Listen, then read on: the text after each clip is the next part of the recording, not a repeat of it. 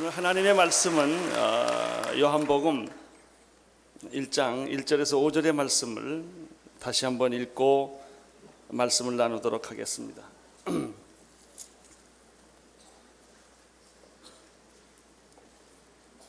요한복음 1장 1절에서부터 5절의 말씀을 혹시 오늘 처음 오신 분들은 옆에 분들 좀 이렇게 읽도록 도와주시면 좋겠습니다.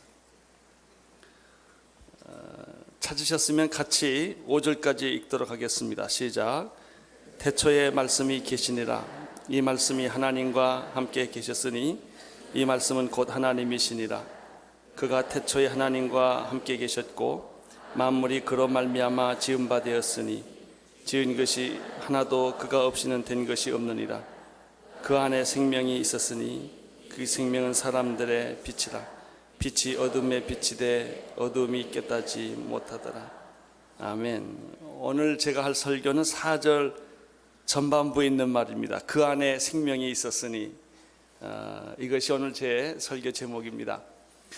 그 말씀이 예수님이라고 제가 말씀을 드렸는데, 여기서 그라든지 말씀이라는 말을 예수라는 말로 바꿔서 한번 같이 읽어보십시오.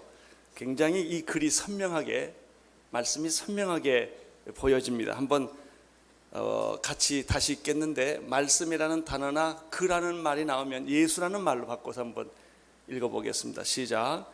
태초에 예수가 계시니라. 이 예수는 하나님과 함께 계셨으니 예수는 곧 하나님이시니라. 예수가 태초에 하나님과 함께 계셨고 만물이 예수로 말미암아 지은 바 되었으니 지은 것이 하나도 예수가 없이는 된 것이 없느니라. 예수 안에 생명이 있었으니 이 생명은 사람들의 빛이라. 빛이 어둠에 빛이 돼 어둠이 깨닫지 못하더라. 아멘. 저는 어저께 이런 질문을 던졌습니다. 예수, 그는 과연 누구이신가? 2000년 전에 십자가에 처절하게 못 박혀 죽으신 예수, 사람들 눈에는 실패자로 보였던 그 예수, 과연 그가 누구이길래 오늘 우리를 이렇게 많이 모이게 했을까? 과연 그가 누구이길래 그를 위해서 순교하는 사람이 생겨나고 그를 위해서 생명을 바치는 사람이 생겨나고 2000년 동안 그의 이름을 부르는 자들이 그렇게 많이 생겨날 수가 있을까? 다른 사람은 그만두고 최소한 여기 서 있는 이 하용조 목사 한 사람을 사로잡아서 다른 길 가지 못하게 하고 다른 일 하지 못하게 하고 오직 예수만을 위해 살도록 만드신 그분은 누구이실까?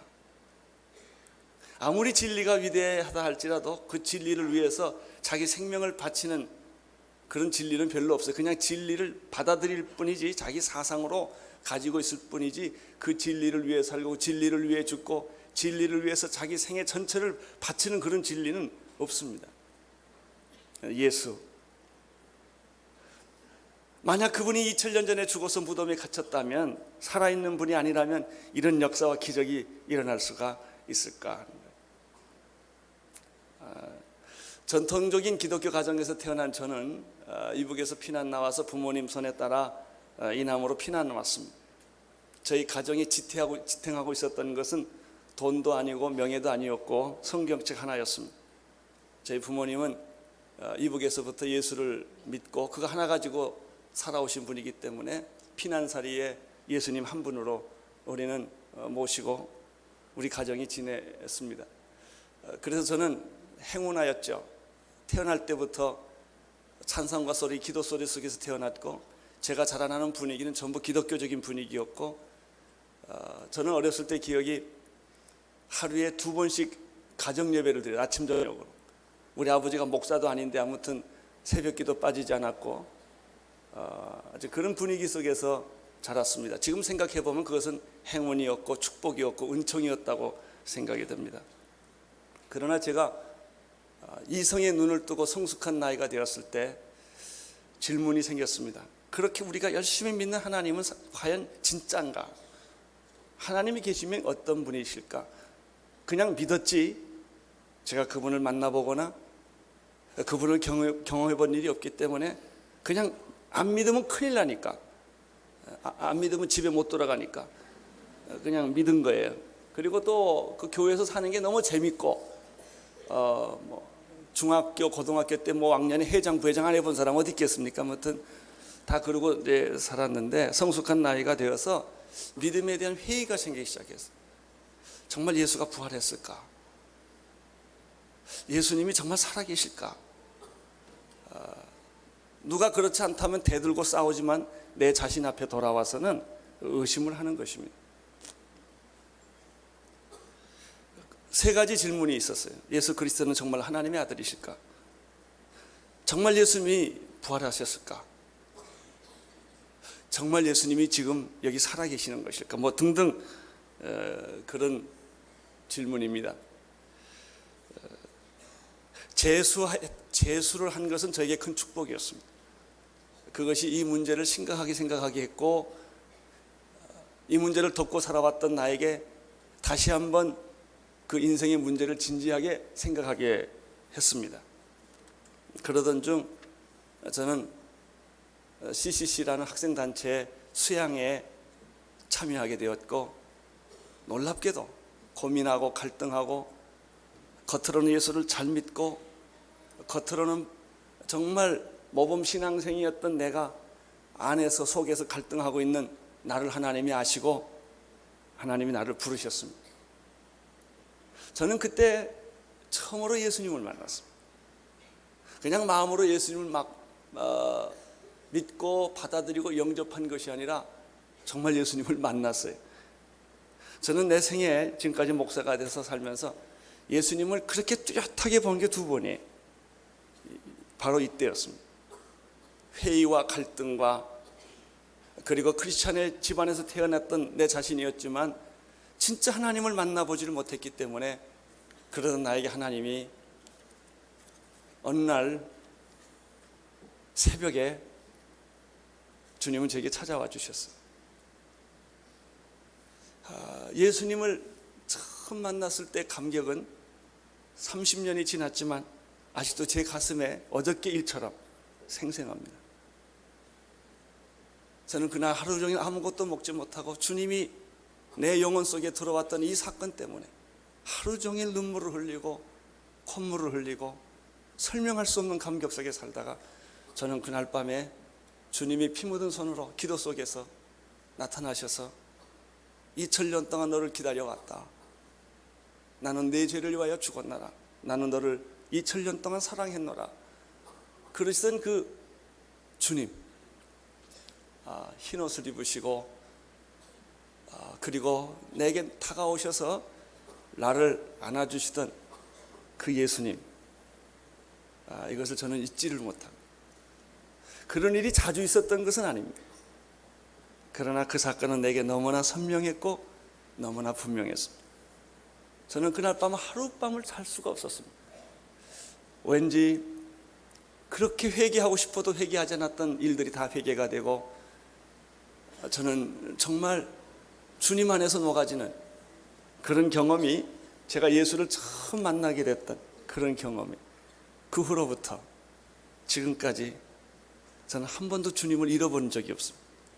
그때나 지금이나 그 감동, 그 감격, 그 기쁨은 마찬가지입니다. 나는 오늘 의심하고 있는 여러분, 갈등하고 있는 저처럼 그랬던 여러분들에게 예수님이 동일하게 나타나셔서 여러분에게 축복해 주기를 바랍니다. 저는 그 사건이 예수님을 정말 확실하게 믿게 됐던 한 계기가 되었습니다.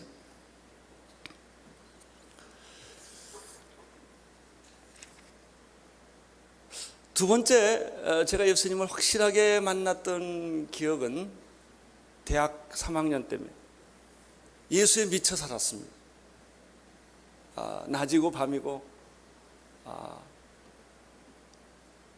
정말 하루 종일 예수님 그 전도하는데 내 대학 생활을 다 보냈습니다.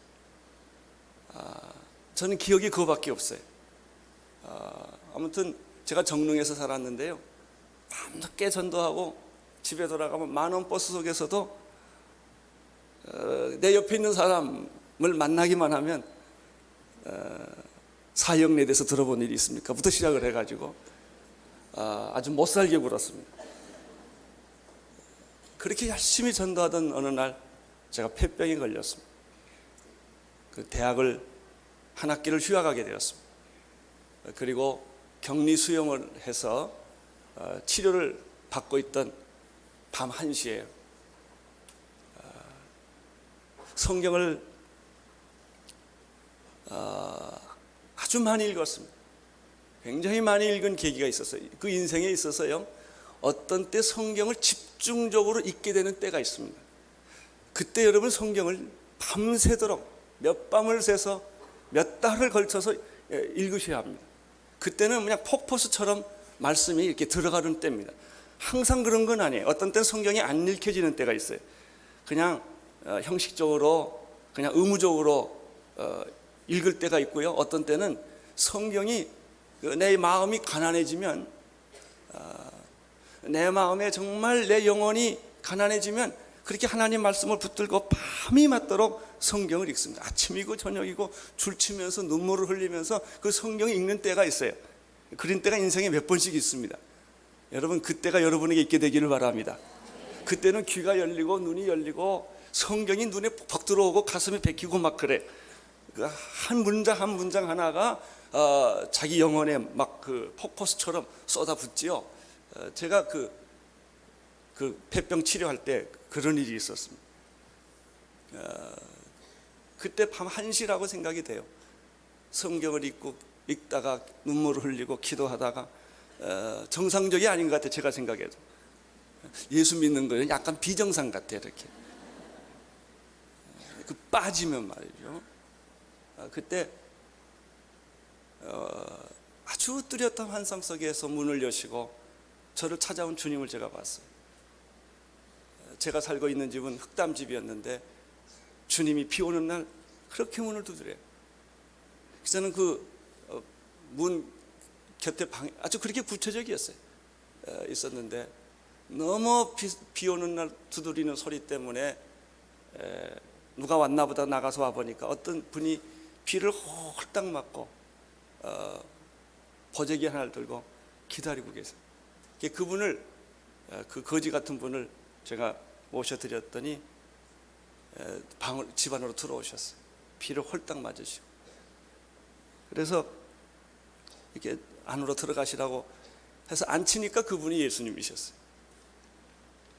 그 장면은 푸른 초장으로 변하고 예수님은 거기 계시고 그 보따리 속에서는 사랑해, 내가 너를 사랑한다고 하는 그런 편지가 있었어요.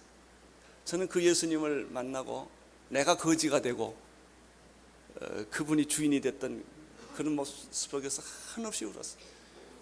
울다가 주님이 내가 나를 위해 종이 되지 않으련 하고 말씀하셨어요. 그것이 제가 목사가 된 계기가 된 거예요. 그 다음날 시골에 계신 어머님이 저를 찾아왔어요. 그리고 보자마자 너 목사 안 될래 그러시더라. 그래서 왜 그래요? 그랬더니 어젯밤에 내가 그런 꿈을 꿨단다. 그래서 그게 제가 이제 목사가 되려는 계기가 되는 거예요. 그래서 폐병을 다 고치고 군대를 갔는데 다 까먹었어요. 이게 사람이 들어갈 때 나오고 나올 때 다르더라고요.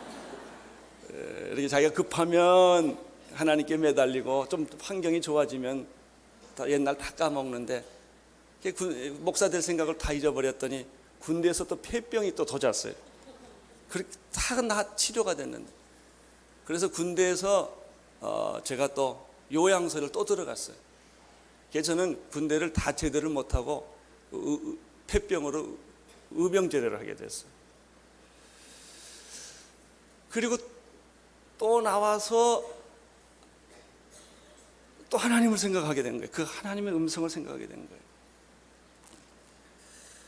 저는 이 그 두 가지 사건, 내가 구원의 확신을 받기 위하여, 구원을 위하여 주님이 나에게 오셨던 이 사건과 내가 헌신하기 위하여 주님이 직접 나에게 오셨던 이 두 사건은 제게는 잊을 수 없는 한 사건이었습니다.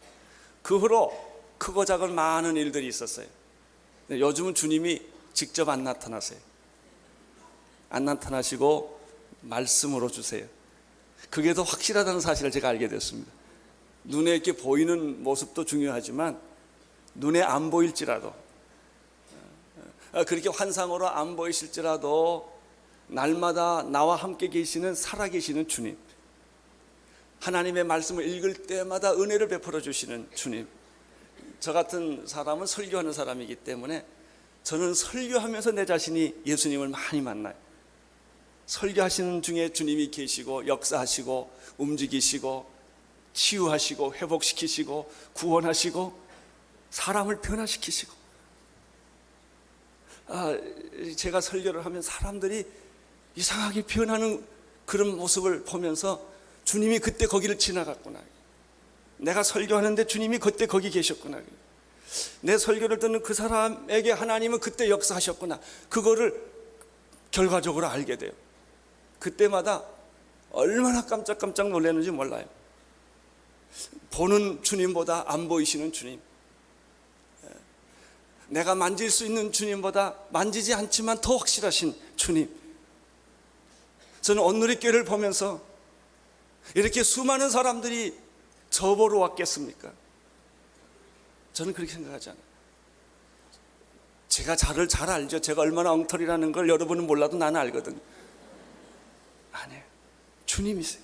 온누리교회를 이만큼 성장시키시고 크게 만드시고 그 많은 영혼들이 이곳에 와서 눈물을 흘리고 위로를 받고 인생의 의미를 깨닫고 목적을 깨닫고 삶의 방향을 다시 만들게 하신 분은 주님이세요. 지금 여기에도 주님이 곳곳에 계세요. 여러분 안에 계세요.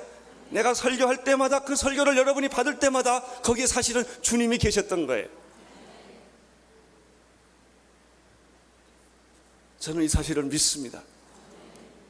예전에 내가 직접 구원받을 때 직접 목격했던 그 예수님, 목사가 되라고 주님이 찾아오셔서 나에게 격려해 주셨던 그 예수님보다도 더 확실하게 주님은 우리 가운데 계시는 줄로 믿습니다. 환난을 당하나 담대하라, 내가 세상을 이겼노라. 주님은 그렇게 말해요. 내가 의심할 때, 환난을 겪을 때, 인생의 위기를 겪을 때, 죽음 앞에 섰을 때, 내 힘으로 감당할 수 없는 많은 일들을 우리가 겪었을 때 주님은 거기 계셨단 말이죠. 제가 깨닫는 것은요, 자식이 아프면 부모가 가까이 있어요. 자식이 건강하면 부모가 좀 멀리 있을 수 있어요. 그러나 자식이 병들고 자식이 혼자 힘으로 살아갈 수 없을 때 부모는 더 가까이 그 자식 앞에 가 있는다. 하나님이 그러세요. 여러분이 위기에 빠졌을 때, 어려움에 겪었을 때, 인생의 삶의 목표를 잃어버렸을 때 주님은 거기 계셔요.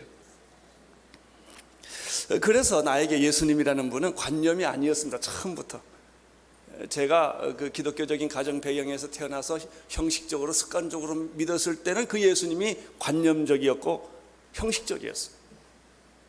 철저히 전통적이에요. 습관적이에요. 그렇게 믿으니까 그저 사도신경 주기도문뿐만 아니라 성경 외우는 것, 기독교 생활 모든 것은 하나의 형식과 전통이었지 제가 살아계신 주님을 만나는 사건은 아니었어요. 그러나 어떤 계기가 있어서 내가 예수님을 만났을 때, 저는 그래서 이 말이 참 좋아요. 내가 주님을 만난 것이 아니라 주님이 나를 만났다. 내가 하나님을 믿은 것이 아니라 하나님이 나를 찾으셨다. 저는 그 말을 체험적으로 알아요. 내가 하나님 찾은 게 아니었고 하나님이 날 찾으셨어요. 내가 하나님을 사랑한 것이 아니라 그분이 먼저 나를 사랑하셨다는 말을 저는 체험적으로 이해하고 있습니다. 그분은 실체예요. 실체. 예수는 어떤 예수인가? 저는 예수를 만나기 전에는 톨스토이가 믿는 식으로 예수를 믿었어요. 톨스토이 성경이 있습니다. 윤리적이고 도덕적이고 심미적이고 인간 예수, 아름다운 예수, 르낭의 예수 같은, 르낭의 예수는 얼마나 아름다운지 몰라요. 그러나 그 안에 들어가 보면 하나님의 아들 예수는 없어요. 인간 예수만 있어요. 슈바이처의 예수, 슈바이처가 믿는 예수, 그 인간 예수, 휴메니스트 예수. 제가 예수님 만나기 전에는 그런 예수상을 가지고 있었던 것 같아요. 그러나 제가 예수님을 직접 피 묻은 손으로 나를 찾아와 주셔서 내 손을 만져주시던 그 예수, 더러워진 거지 같은 쓰레기 같은 나를 안아주시던 그 예수를 만난 이후에는 그 예수는 나에게 인간 예수가 아니라 하나님의 아들 예수였어요. 나는 여러분들이 하나님의 아들 예수를 만날 수 있게 되기를 축원합니다. 인간 예수는 우리에게 감동을 주지만 구원을 주지 않습니다. 그러나 하나님의 아들 예수는 그 모양은 흉하고 보기 정말 흉마할 만한 것이 아무것도 없지만 가시에 찔리고 사람에게 버림받아 된 그 예수였지만 그 예수는, 하나님의 아들 예수는 우리를 구원해 주십니다. 예수님의 생애를 기록한 마태복음, 마가복음, 누가복음, 요한복음 있는데 마태복음, 마가복음, 누가복음은요 전부 예수의 탄생에서부터 얘기를 시작합니다. 그래서 인간 예수로부터 시작합니다. 그래서 십자가 못 박혀 죽으시고 부활하시고 승천하신 예수로 이렇게 기록 형태가 세 가지가 다 그렇게 되어 있습니다. 근데 요한복음은 그렇지 않아요. 요한복음은 예수님의 탄생부터 기록하지 않고 예수님의 본질, 하나님의 아들 예수, 태초로부터 계셨던 예수, 인간 그 예수의 기원을 태초로부터 끌고 오는 것을 보게 됩니다. 이것이 요한복음의 아주 독특한 것입니다. 요한복음이 이렇게 시작합니다. 예수의 기원을 동정녀 마리아에서 태어났다든지 요셉과 마리아 속에 태어났다 이렇게 얘기를 하지 않고 태초에 말씀이 계셨느니라 이렇게 시작을 합니다. 예수는 인간 이상의 존재다 이거예요. 예수의 기원은 인간이 아니라 하나님이다 이거예요. 예수는 인간의 몸을 입고 오신 분이지만 그는 실로 하나님이셨다 하는 구원의 싸움은 이거예요. 인간 예수냐 하나님의 아들 예수냐 이거예요. 이 싸움이에요. 역사적 예수냐, 이게 사람들이 이해할 수 있는 인간 예수, 역사적 예수, 그 이상의 것은 우리가 모르겠다. 부활은 모르겠다. 인간의 경험과 지식과 과학에는 부활이라는 것이 없기 때문에, 영이라는 것은 이해할 수가 없기 때문에, 승천이라는 것도 이해할 수 없기 때문에 내 세월을 어떻게 하냐 가봐야 알지. 천국을 누가 하냐 가본 사람이 없는데 사람들이 이렇게 얘기해. 그러니까 그것은 우리가 이야기할 문제가 아니다 라고 덮어두는 것이 자유주의예요. 그러나 성경의 말씀대로 예수의 기원은, 예수의 본질은, 예수의 근본은 인간으로부터 시작하는 것이 아니다. 그가 인간 이전에 그는 근본 하나님이셨다는 거예요. 그분은 하나님이시다. 여러분, 제가 어저께 말했지만 하나님이 인간을 구원하는 것이지 인간이 어떻게 인간을 구원할 수가 있겠습니까? 역사상 아무리 위대하고 뛰어난 사람이라 할지라도 인간이 인간을 어찌 구원할 수가 있겠습니까? 모든 종교가 다 종교라는 이런 의미에서 기독교는 종교라고 말할 수가 없어요. 그분은 하나님이시기 때문에. 여러분, 그분이 하나님이시기 때문에 우리를 구원하셨고 그가 인간이 되셨지만 죄인이 아니시기 때문에, 그래서 동정녀 마리아로 태어난 것은 굉장히 중요한 의미가 있습니다. 남자의 씨로 예수가 태어나지 않았다는 거예요. 성령으로 동정녀 마리아에게서 태어났다는 거예요. 아주 몹쓸 인간들은 이런 예수를 예수와 사생활하는 거예요. 그 자기 경험을 얘기하는 겁니다. 자기 경험.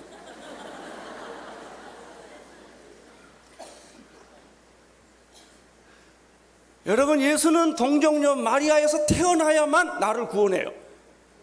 남자의 씨로 태어났다면 그는 나를 구원할 수 없어요. 그도 죄인이니까. 예수님은 남자의 씨로 태어나지 않고 성령으로 태어나야만 그가 신성이에요. 신성을 가지고 있는 거예요. 그의 신성이 있기 때문에 죄 많은 인간을 구원할 수 있는 것이죠.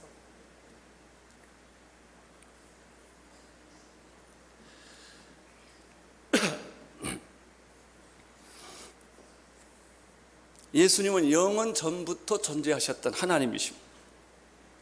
말씀으로 존재하셨습니다. 그 말씀이 예수 그리스도예요. 나는 이 요한복음의 설명에 정말 밤새도록 감탄을 해요. 하나님 그러면 붙잡을 수가 없다니까요. 수염 달린 하나님인지 흰머리 하신 하나님인지 도사인지, 그 하나님이 어떻게, 그 탁월의 하나님 시를 보면 너무 하나님 설명은 잘 되어 있지만 붙잡을 수가 없어요. 저 멀리 계신 하나님. 여러분, 그 하나님이 어떻게 나와 같은 죄인 안에 들어올 수가 있겠냐? 그 질적인 차이 때문에 접근이 안 돼요. 그런데 성경에 나타난 하나님은 예수로 보여주거든요. 예수님은요, 내가 만질 수 있는 분이에요. 밥을 같이 먹을 수 있는 분이에요. 예수님은요, 그 품에 안길 수 있는 분이에요. 그래서 내가 하나님을 그렇게 나는 선명하게 내 마음속에 그려요. 왜? 예수님이니까. 예수님이 하나님의 모습을 인간으로 다 보여주셨기 때문에. 그 어저께 설교 내용에 여러분, 그 하나님이 오늘 성경에 보면은 말씀으로 표현되는 걸 참 기가 막힌 거예요. 이게 예수가 말씀이었다, 태초에 말씀이 계시니라, 이 말씀은 하나님과 함께 계셨고 이 말씀은 하나님이라 그러니까 내 손에 딱 잡히는 거예요. 그가 내 안에, 내가 그 안에 있는 말이 관념이나 이론이 아니라 내가 밥을 먹듯이, 밥을 먹으면 배가 부르듯이 예수님이 내 안에 계시다는 말이 그렇게 실감이 나는 거예요. 실감. 그가 내 안에, 내가 그 안에 있다. 하나님은 나의 목자시니 내게 부족함이 없으리로다. 그가 나를 푸른 초장으로 인도하시고 내가 비록 사망의 음침한 골짜기를 다닐지라도 그는 나를 붙들어 주시고 원수의 목전에서 상을 베푸시고 내 잔을 넘치게 만들어 주시는 분이시다. 아멘. 이 시편에 보면요, 이런 하나님이, 이 시편 기자는요, 살아있는 하나님이에요. 철학자의 하나님이나 사상이 아니라, 이론이 아니라 실제로 내 삶에 개입하시고 나의 눈에 눈물을 닦아주시고 나의 서름을 하시고 나의 한숨을 하시고 나의 고통을 아시는, 그리고 만져주시고 치료하시고 회복하시는 그런 어떤 면에서 인간적인 하나님, 너무 실제적이에요. 나는 오늘 여러분들이 하나님을 만나게 되기를 축원합니다.